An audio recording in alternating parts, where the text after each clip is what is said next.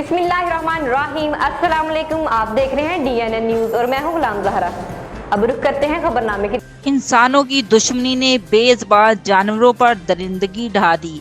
तफसीलात के मुताबिक मोहम्मद आशिक वल्द हाशिम अली कौम गुजर साकन जमशेद कला ने मुकामी सहाफ़ियों को बताया कि अरशद उर्फ शीदू, अरशाद उर्फ लाहौरी, मकसूद अहमद, सजाद वगैरह से हमारी मुखालफत चल रही है, जिन्होंने 25 अक्टूबर 2023 को मेरे माल मुआशियों के हवेली में आकर माल मुआशियों के चारे में जहर मिला दिया, जिससे मेरी 2 भैंसें मौके पर मर गई और 2 जानवर अभी तक मौत की कशमकश में झूम रहे हैं।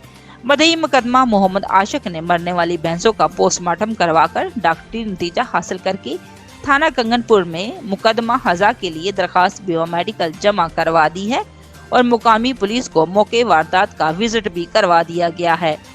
इस वाक़े की मुकामी तौर पर सरदार इसाक डोगर, लियाकत अली और मोहम्मद परवेज और दीगर लोगों ने सख्त मजम्मत की है।